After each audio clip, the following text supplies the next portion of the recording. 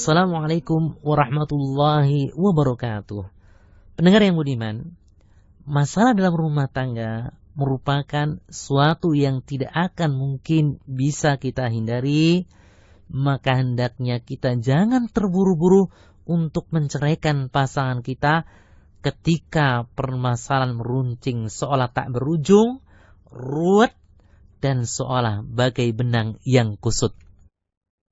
Bagi suami, tolak atau cerai hendaknya dijadikan kalimat akhir dan termahal kepada istrinya saat solusi tak tercapai, karena memang tolak merupakan hak suami.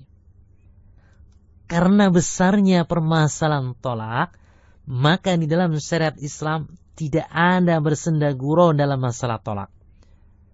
Mengenai hal ini, Imam Tirmidzi dan Ibnu Majah pernah meriwayatkan bahwa Rasulullah SAW bersabda, "Salasun jidduhunna jiddun, wasluhunna jiddun, an-nikah, wat-talaq, waraj'ah."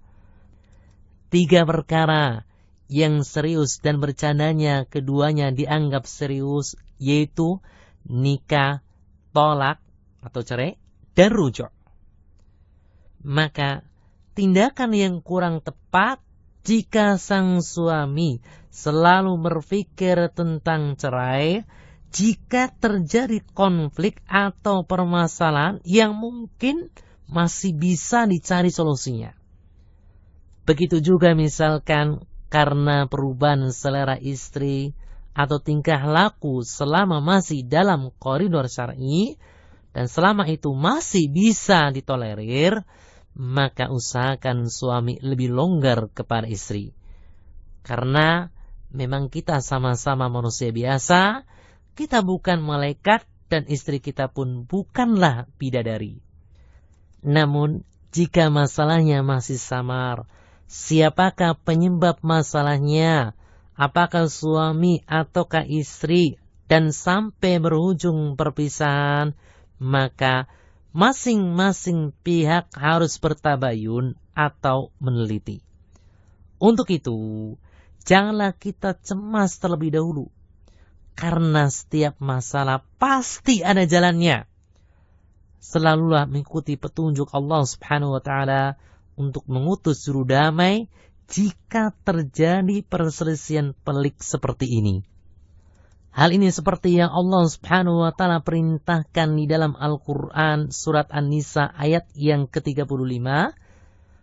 Allah Subhanahu wa Ta'ala berfirman, "Wa in khiftum shiqaqa bainihima fab'atsu hakaman min ahli wa hakaman min ahliha in yurida islahan wafiqillahu bainahuma.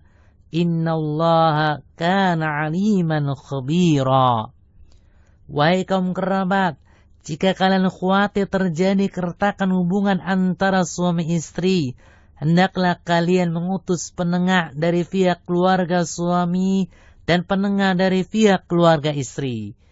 Jika suami istri itu menghendaki perdamaian, niscaya Allah akan memberi petunjuk kepada mereka untuk berdamai. Allah Maha mengetahui niat kalian dan Maha mengerti usaha kalian untuk mendamaikan perselisihan suami istri. Mengenai ayat mulia ini, para fuqaha atau ahli fikih bersepakat bahwa 2 orang juru damai tersebut haruslah yang satu berasal dari pihak keluarga suami dan satunya lagi berasal dari pihak istri jika hal itu memungkinkan.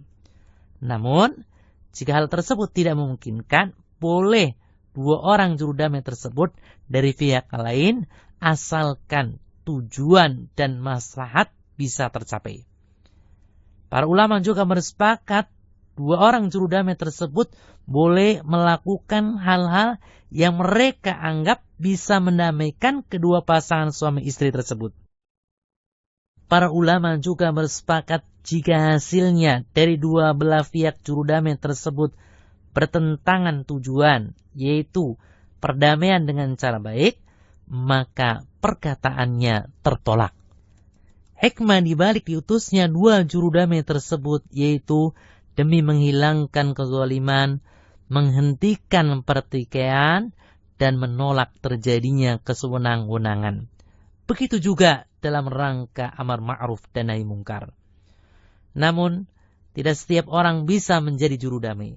Di sana ada syarat dan karakteristik juru damai, di antaranya yaitu yang pertama, seorang muslim. Yang kedua, sudah balik. Yang ketiga, berakal sehat. Yang keempat, seorang yang merdeka dan bukan budak. Yang kelima, memiliki kecerdasan dan kedewasaan. Yang keenam, memahami syariat Islam dan adil. Yang ketujuh, benar-benar mengerti dan memahami misi mereka. Apakah kedua pasangan dapat dipersatukan ataukah harus dipisahkan dengan perceraian? Dan benar-benar mengetahui maksud diutusnya mereka. Yang kedelapan, amanah. Yang kesembilan, wara' dan bertakwa. Yang kesepuluh, meniatkan segalanya hanya karena Allah Subhanahu wa ta'ala dan tidak mengharap imbalan harta atau pujian, namun ikhlas mengharap ridho Allah Subhanahu wa ta'ala.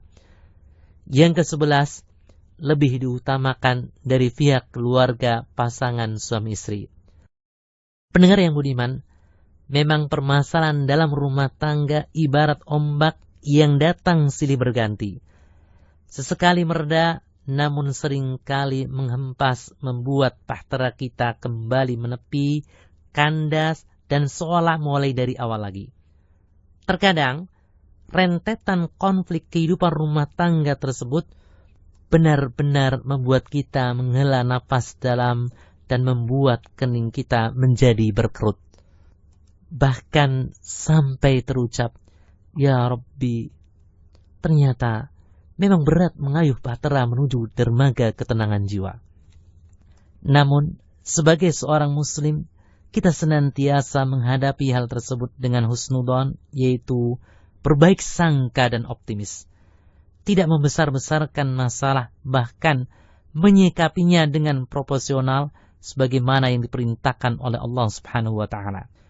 Dengan demikian, segala konflik bisa kita redakan, insya Allah. Wallahu a'lam. Wassalamualaikum warahmatullahi wabarakatuh.